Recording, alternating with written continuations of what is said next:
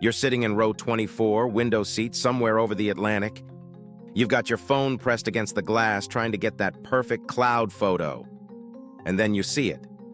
A tiny hole. Right there at the bottom of the window. Just a hole. In the window. Of the airplane. You're inside of. Your brain does exactly what it's supposed to do in that moment. It panics. Because holes in airplanes are bad. Everybody knows that. So, what is that thing? Did something break? Should you tell the flight attendant? Should you be quietly typing a final message to your family? Here's the thing. That little hole is not a flaw. It's not damage. It's not something the maintenance crew missed. That tiny hole is one of the most important pieces of engineering on the entire aircraft. And the reason it exists at all traces back to one of the deadliest aviation disasters in history. A disaster that happened because nobody understood what would happen if it wasn't there. And that right there is the whole premise of this channel.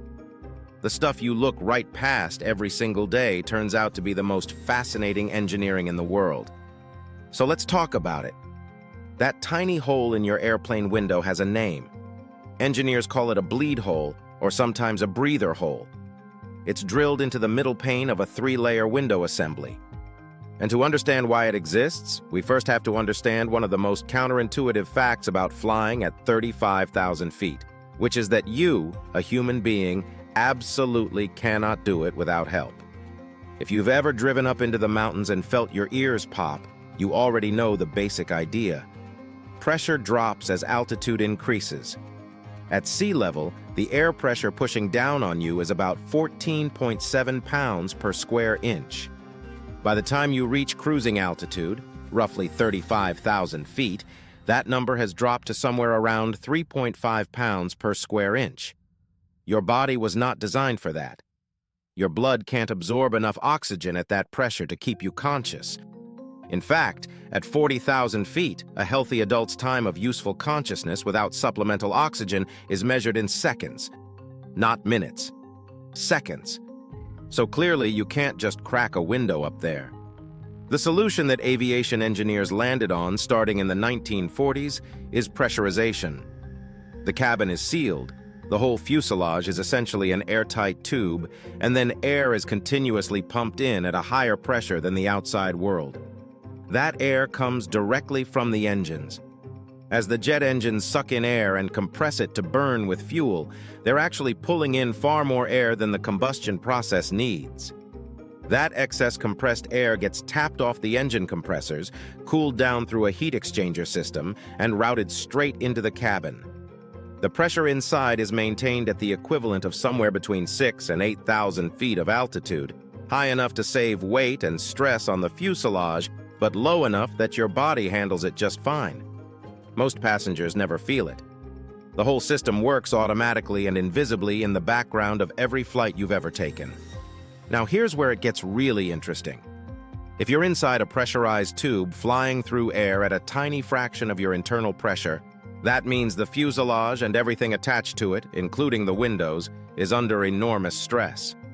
There's a constant outward force trying to push through every surface of the aircraft. And that force cycles up and down on every single flight as the plane climbs, cruises, and descends. Pressurize, depressurize, pressurize, depressurize. Hundreds of flights. Thousands.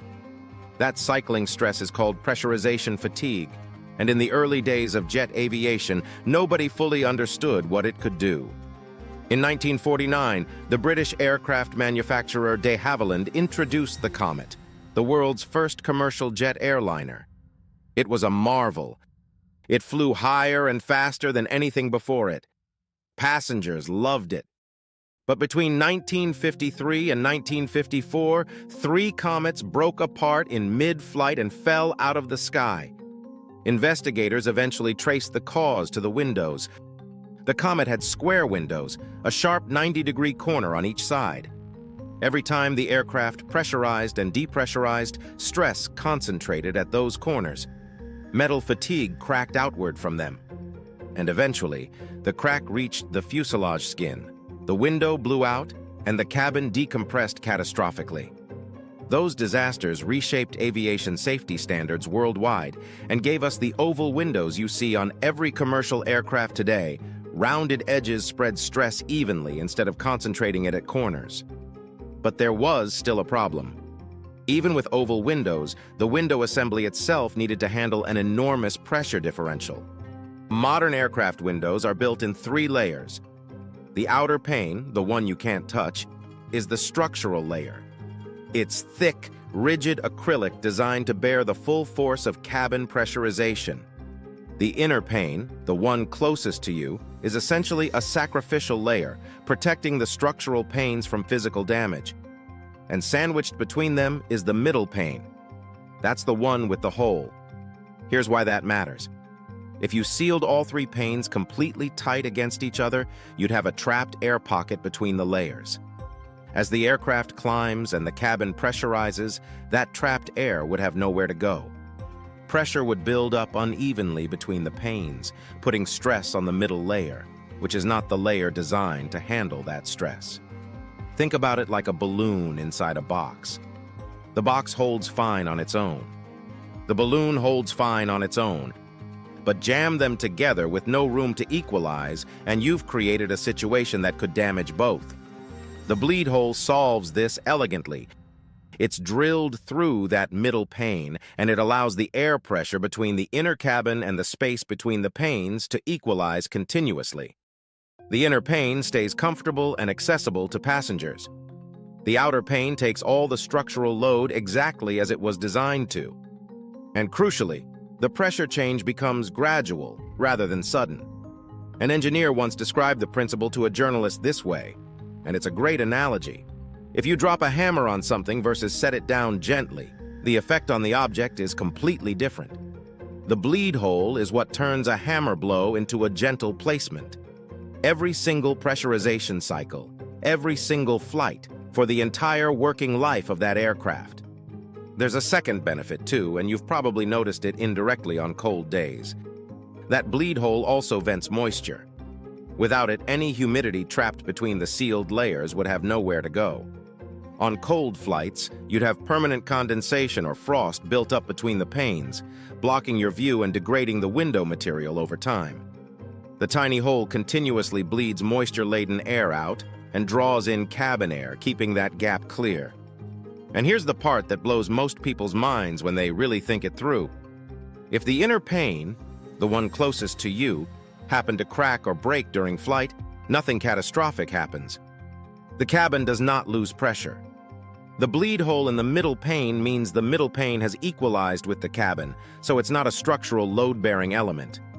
The entire pressurization of the aircraft rests on that outer pane alone. The inner pane breaking is an inconvenience. The outer pane failing would be an emergency. Engineers built in 2 separate layers of backup before you're even in trouble. That's how aviation safety works.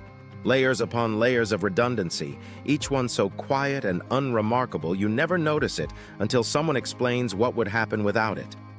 Every time there's something genuinely new to think about on an airplane, it traces back to some moment in history where somebody learned a very hard lesson. Square windows, insufficient fatigue testing, pressure differentials that nobody had measured through enough cycles. The bleed hole, the rounded window corners, the 3-layer acrylic construction. None of this was dreamed up from scratch in a clean room. All of it was earned.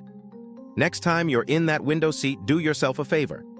Look at the bottom of the window. Find the hole. And just for a second, think about how much engineering is quietly sitting between you and 35,000 feet of open sky. A pressurization system sourcing air from the same engines that are moving you at 500 miles an hour. A 3-layer window assembly designed to absorb thousands of pressure cycles without failing. An oval shape chosen because of planes that fell apart in 1954.